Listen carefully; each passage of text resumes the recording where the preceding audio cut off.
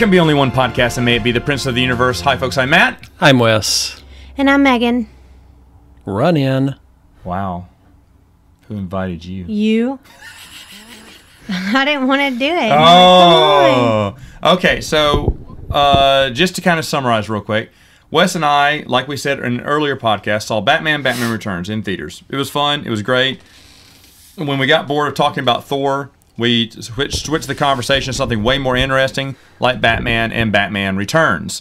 And then afterwards, I asked Wes, hey, would you like to go ahead and watch and review both Batman Forever and Batman Robin? And you said, yeah, of course. But you had already seen Batman Forever recently, you said. Yeah. How recent? In the past year. Okay, past year. I had not, so Megan and I watched it yesterday. All right?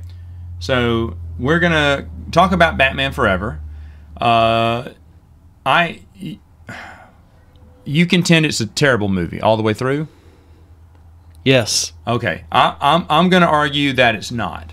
Okay. I don't think it's the best, and I don't think it's better than Batman or Batman Returns, but I don't think it's all that bad. So we'll discuss. Mrs., you'll see what you've got your plus or minuses on it too. Mm-hmm. All right. First, points I will concede in it. I think Two-Face has done horribly, and you know he's played like the Joker the entire time. It was because they had to lighten it up for the kids. You know, I did notice in this movie that there's only one person that Batman technically kills. Batman doesn't kill him here, and then it doesn't make sense when he does kill him. It's Two-Face. By throwing all the coins in his face, throwing him off balance, he loses his balance and falls to his death. Correct. And I found that interesting because the whole time he's teaching Robin that death won't do anything. You know, you don't seek revenge. Neither was Batman, but Batman feels responsible for Robin's parents, so Batman got to kill him. Well, I think he did it pretty intentionally. He knew that. Oh, no, it's intentional. Yeah. He threw the coins at him to throw him off balance and to confuse him and make him fall off so they wouldn't be shot. I get it. But at the same time, that's the only death that Batman causes personally. Everything else, he doesn't kill anymore like they did in the first two Batman movies. And anyone who dies in the movie dies at the hands of the villains. You know, and that's what happens. But I kind of find that weird. Mrs., anything to say about Two-Face? I told you this last night. Yes. But as terribly written as that character was, Tommy Lee Jones is a pretty good actor to go through with it. I agree. Tommy Lee Jones is a good actor. They just couldn't save it. Yeah. Yeah. I think if his makeup was not so cartoonish, there could have been a little bit Yeah, the color in both those two movies are just, it's too much. Yeah. Yeah, it's horrible. That's the other thing. The color and the tone and Gotham. Gotham looks terrible now. It looks awful. It just looks like a stripped down version of it. And this is kind of reminding me with all the splashy color. And Batman Forever, Dick Tracy the movie. Remember Dick Tracy with Warren Beatty? Now, I didn't mind Dick Tracy because it was going off the comic book vibrant colors theme. And it's fine. I've seen it recently. It's a fine movie. It's okay for what it's worth.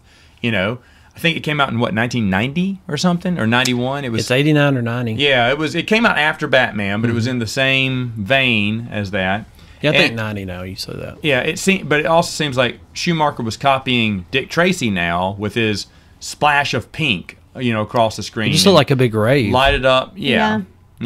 But Gotham looks generic. It doesn't have its own feel like in Burton's movies, and we talked about this, but they look beautiful. Gotham has a look to it. But go ahead, the look, scenery, Batman Forever. I like Val Kilmer as Batman. He's not my favorite. All right. We'll go with Val Kilmer then. So, Val Kilmer is someone I love in this. I think he does a good Bruce Wayne. I think he's a good Batman. If they would have picked him at the beginning of this whole series, I think he would have been more acceptable. Because, and I love Michael Keaton. Val Kilmer's got the look. He looks like a Bruce Wayne. And I told you this last night too. I think minus his lips, because he has very distinct lips, I think he's one Batman that I would be like, oh, I don't know who that is, because he looked so different as Bruce Wayne, and then he carried, I feel like he did something different with his jaw. Like the other ones, you're like, how can people not know that that's Bruce Wayne? But he was different. firmer as Batman, more calm, subtle as Bruce Wayne. I don't know. But yeah, anyway, so Val He definitely Kilmer? doesn't have Michael Keaton's lips. I can attest to that. There you go. But Val Kilmer, how do you feel about Val Kilmer in the movie? I think the script just was so bad that it suffered. Yeah. Everyone in this movie suffered from it. Okay. Chase Meridian, really good looking, probably best femme fatale of the entire series. As in looks. Yes, no. I do love mentioned this. redheads. You said that that's one of the few. Well, okay, let me. What Okay. I said was, Oh, okay. I do think she's probably the best. That's the best she's ever looked in a movie. Yeah, I mean, obviously, I mean, she's had so much Oh. work done now, but Hello. I think back then she was really pretty, and that movie kind of highlights her beauty. And yeah, I will agree with you. I think she's the best looking female in the Batman series, and I do love Michelle Pfeiffer. Oh, no, Michelle Pfeiffer's fine. We talked about her. She's great, but I like Chase Meridian. I liked Jim Carrey to an extent as the Riddler. He had his good moments. We talked about some of the good moments. But you love Jim Carrey in this. You do love Jim Carrey. Go ahead, talk about it. I love the Riddler, so I was happy to see the Riddler and some of the classic. I wasn't crazy about the pink hair. Oh, I didn't care for that. I just thought it was Ace Ventura with a Riddler costume. Oh my on. goodness! I was thinking the same thing. And that was because he did the hair like Ace. well, that was the problem. That was the problem with it because no one directed Jim Carrey. They let Jim Carrey be Jim Carrey in every movie. Jim Carrey was like that in every movie. He was the same. So that's the one drawback from it. Because I even told you, so I was working like cleaning up the kitchen when the movie started, so I didn't make it in until like halfway in. So I was just listening, and I was like, if you don't know what's going on, like all I could envision as he was acting or going was the Grinch. Like I was like, I just see the Grinch as he's going about being the Riddler. But, then when you're watching him, he's so much more animated as the Riddler. But I love Jim Carrey, and there's not very many movies I don't like of his. Okay. But I love Jim Carrey. So I like this. Let me ask you this question. Would it be a top 5 Jim Carrey movie? No. Okay. Someone wanted to know. Yeah, no. I mean, I agree for me too. But I did enjoy the Riddler being in this. I did enjoy there's moments of him, but then there's other moments I said, look at that. That's Ace Ventura. Or look at that. That's the future Grinch. Because no one directed him. But then again, I wonder if Two-Face wasn't so badly make-upped and costumed, would I have liked the Riddler as much if the Two-Face was a little bit better? Not terrible? Because you do like Tommy Lee Jones, too. I do love Tommy Lee Jones. Let me ask you this. With... Shouldn't you say riddle me this? Riddle me this. Actually, here's one thing I will say. The riddles were great. The riddles in are good. The final clue as they all come together. He's trying to figure out what he put. First off, do you remember this? What the grand riddle was? He tries to put all the answers together, but that's not it. It's something else. And then he starts looking at the letters, converting those into, the numbers, converting them into letters. Then he finds that he has to combine 2 numbers to get the final clue of M-R-E. It could be Mystery, like a mystery, or Mr. E, Edward Nygma. And there is a touch of the 60s Batman show. You talked about this, but there's a touch of the 60s Batman show. First off, the Holy Rusted Metal. I like it. That's fun. You despise that. But the whole clues, the riddles, better than the Batman's riddles. From the movie. I don't agree. You don't agree. Mrs. The Batman. The Riddler in the Batman movie. Remember him? Robert Pattinson. The new movie. Yeah. Yeah, I didn't. I don't know. If you had to choose between Riddlers. Okay, and I think we talked about this. Yeah. I liked him character-wise, but I was just slightly disappointed that he wasn't in costume. Well, that is one problem I had, but the other problem is I thought the riddles were bland. I like these riddles. I honestly don't remember. And Batman Forever, I thought it was good. I don't remember that. You disagree. Well, I'm not arguing the riddle side of it. Okay. I think I like the more modern take of the Riddler better than the Batman Forever. I just thought it was so, everything in it is so overblown. It's like it's consistently trying to outdo itself for almost 2 hours, and after an hour of that, you're kind of like, that's enough. Like what? Like just of Jim Carrey being Jim Carrey? Well, all of it. Like it's like the costume changes. Like everything keeps getting amplified. Well, that's Joel Schumacher, yeah. Right, and I'm saying I think that type of style in a movie, it's not building to an end. It's just like trying to it's like putting a hat on a hat on a hat on a hat. Yeah. And it becomes like where you disengage from it because it's trying to top itself rather than play out. Yeah. And it's got a butt shot of Val Kilmer, one. Which there'll be more to come on those. That's what you get for cleaning the kitchen. I'm telling you what. But anyway, so I thought Jim Carrey, I thought the Riddler, I thought that was fine. The other thing I like about Batman Forever is not Chris O'Donnell. Actually, I don't mind Chris O'Donnell. He's not that annoying in it. And the fact that how he gets into the Batcave, that was nice. He's got circus talents. He, if you remember, does those acrobatics and slides right in time, tumbles down the staircase into the Batcave. I liked it. It made sense to me that this is the first time we get to hear Metropolis, because Bruce tells him it's half, it's 50 miles of Metropolis. Where are you going? The circus are in Metropolis.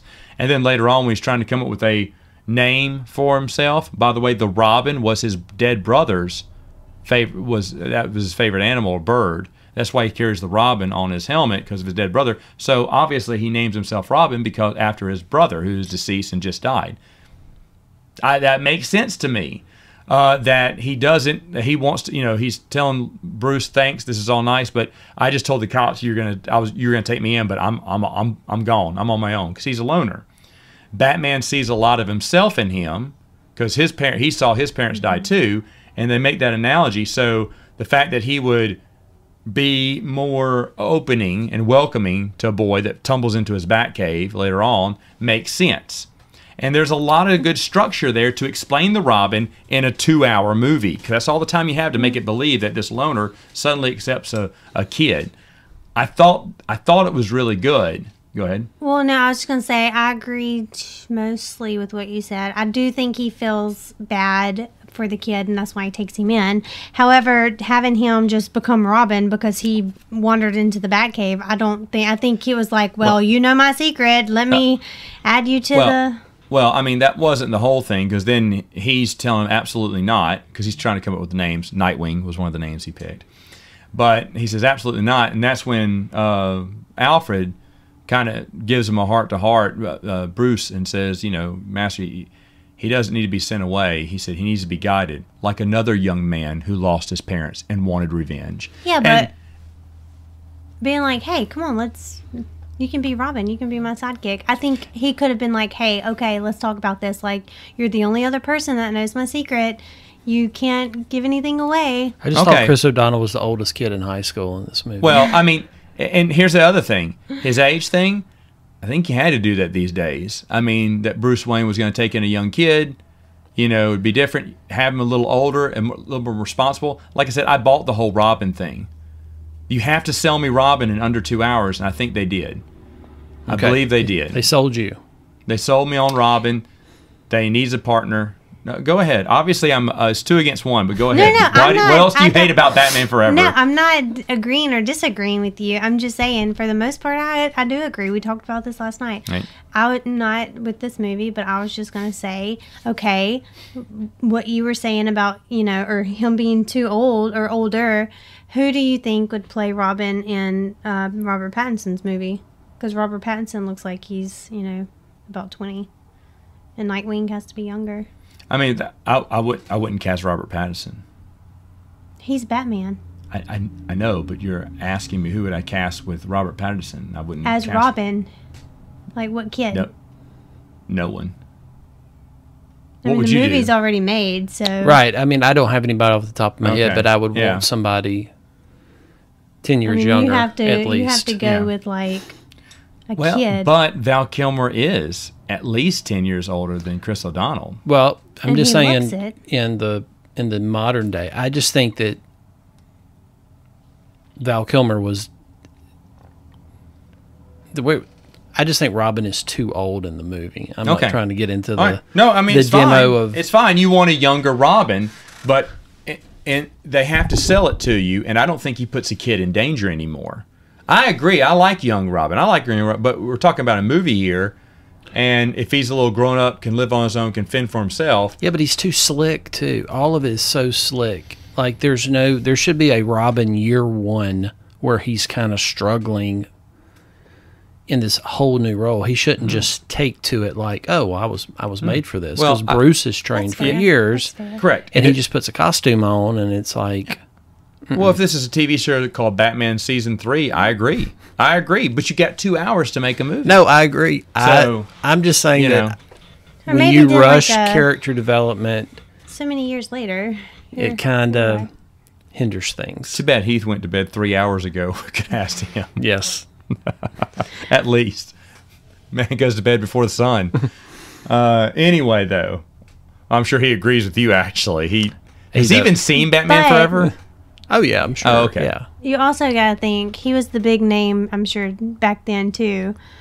So, Yeah, but there's a few names you could have picked out of that group, too. But yes, Chris O'Donnell was one of the I think they hot should have right went now. with the Marlon Wayans from the get-go. That'd have been interesting. Much better. That'd have been interesting. And that was originally, it was Marlon Wayans, right? Mm-hmm. And then it was Robin Williams for Riddler, but we can't remember who was rumored to be Two-Face.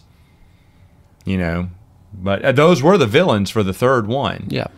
But didn't work out. So either way, though, I thought there's a lot of good action scenes in Batman Forever. I did enjoy the action scenes. I thought it was good. You even liked how Batman looked flying in on certain scenes as well. There's another movie we'll be talking about in the next podcast where the fight scenes are horrific, but here they actually do some good action there. There is and we've talked about this, we'll talk about this too, but there is the merchandising aspect where you constantly have to sell they get into a bat boat for 2 seconds just to sell it. It blows up, but that's a toy, you know, and a new kind of Batwing, a new Batmobile. You got to have new toys, right? And A few different Riddlers.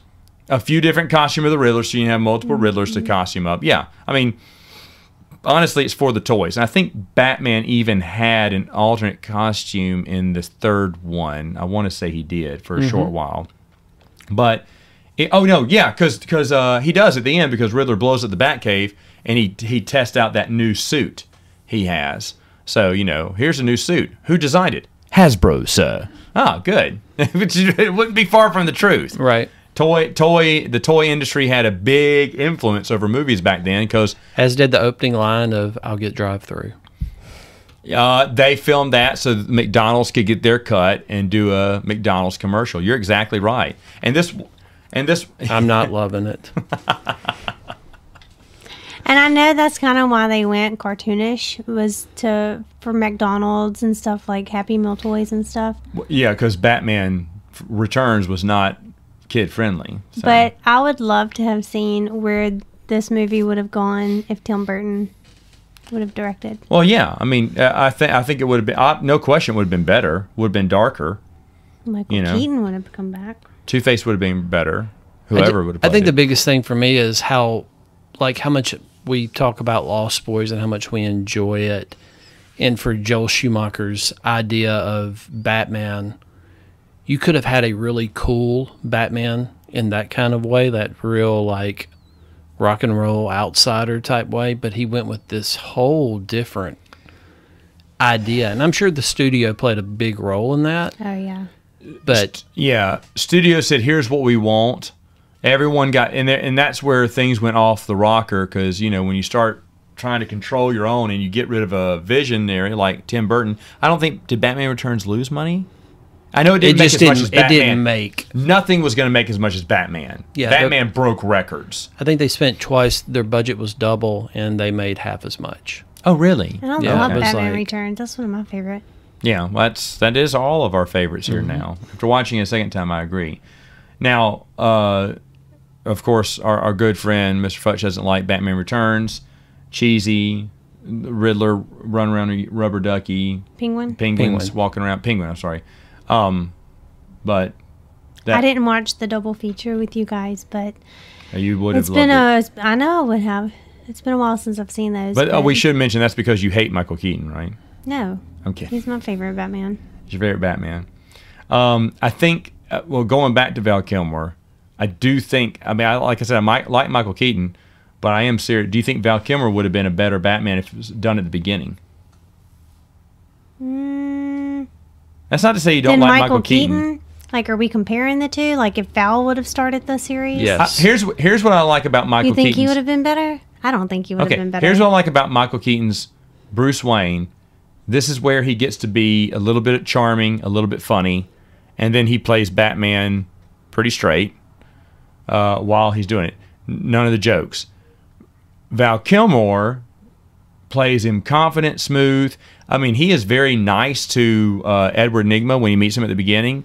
And it's like, well, let me look at this. I'll get with my people and we'll try to see what funding we can give you. No, I need an answer now. Well, then the answer is no. Then, Nygma, I don't have time to look at this, and it sounds kind of dangerous. Oh, Bruce. And by the way, Jim Carrey actually makes sense why his character kind of goes crazy. He's obviously under a lot of pressure. They have his boss riding him the whole time and apologizing to Bruce and just saying, you'll learn your lesson, Nygma. That's the last time you do that to Mr. Wayne. And so he's under a lot of pressure, and he's basically on the verge of breaking. He's hoping that Bruce Wayne will give him the quick path to success, but Bruce is not going to do that. So he has this different vision, and it gets ruined. It's much better than in Amazing Spider-Man 2 when Electro goes, because it's the same thing they try to do there. Spider-Man, you and I are friends. I don't know you, dude. You don't know me. I hate you, Spider-Man. What just happened? He just automatically turns on Spider-Man right then and there. Go ahead. What are you going to say? As an adult, I can relate to Edward Nygma in the workforce. Yeah, it can do it to you. I just found more things that I liked about it than I hated. It's inferior to the first two films. I didn't hate the movie. It's not my favorite, but I didn't hate it. And the scene of them running, he and Robin running into the spot, running from into the spotlight and back. Yeah, that's for cinematic show. I get it. So I'm fine with that. There's a joke that Batman makes. When Chase Marin is making the pass, it's the car. Chicks did the car. That's funny back then. I remember people laughing in the theaters. It's okay. It's okay for Batman to say something like that. Yeah, there was not nearly the amount of puns that were about to come. No, not nearly.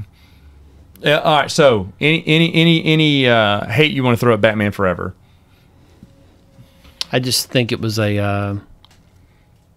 too much of a departure from the previous two, and look, and it was too packed with stuff on top of stuff, and nothing that was left to breathe.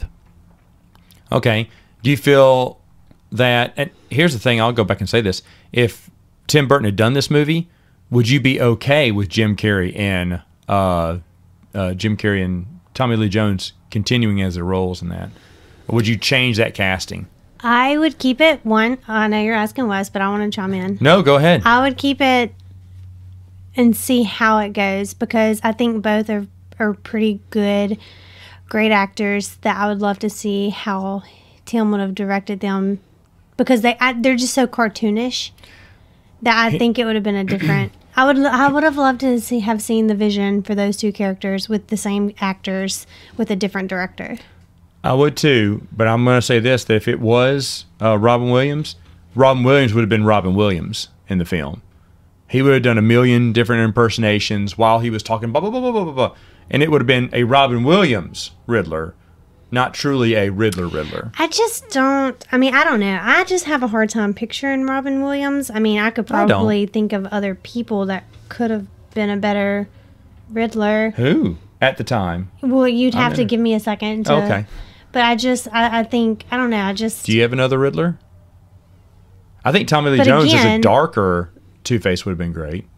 Well, what's the guy's name that played him in the Christian Bale movies? Eckard. What's his name? Aaron Eckard, yeah. I loved his version of Two-Face. Mm-hmm. Of Two-Face. Yeah. Yeah.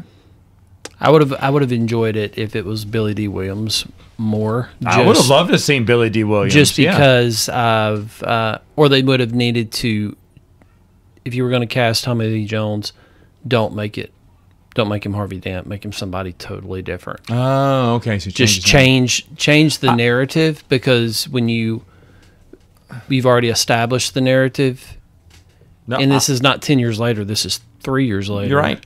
I would be fine with Billy D. Williams. I think that'd have been great. I would have liked to have seen him. Yeah, it would have been good. So would you have cast anyone different for Robin back in the day? Jonathan Taylor Thomas, I guess. I mean, he Wow. was popular back then.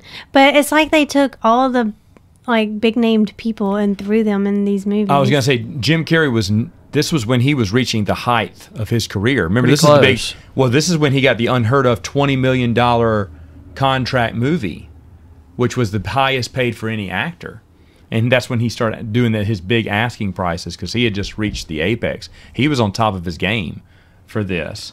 No, I think that Jim Carrey is a good Riddler. I just think that it was just too much on top of too much. It was like a car crash. It never led up. So I think that hurt everybody's performances all around the board. I'm just surprised that Drew Barrymore had that small little cameo in it. Yeah, that is weird, because she was pretty popular too. I think back in the day. she was slowly making her way back into mainstream, because she had some She was doing addiction battles and all that kind of stuff. Oh, maybe so. Oh, So this I is in think that's '95. She had done a few. But she came back and did Poison Ivy. Yeah, but she Not did too far Never after Been that. Kissed. She had done a few. No, that was after I was this. going to say, that's This Oh, is like really? after, Okay. yeah. Early So this was 2000s. back rebuilding up Yeah, her career. building her career, yeah. Oh, and was the other girl Parker Posey? I meant to ask you No, that. it was Debbie Mazur, I Oh, think. okay. I don't know that. She looked familiar. But let's see, she was... The two she was Two-Face big women. back then, too. I mean, she was in a lot of movies back then. I'm trying to look those up real quick. I think it's okay. I think it's good to have recognizable actors in smaller parts. Not that you need that, but yeah. Right, I'm good What with that. year was Batman? I think Batman Forever, 95. 95? So that was around the same time the first Scream movie came out, right? So because she made 94, 2 cameo 95, yeah. appearances back to back. Oh, no, I think it was 95. Was the Mm-hmm. first Scream. So it's just odd that she was in such a short role. Yeah.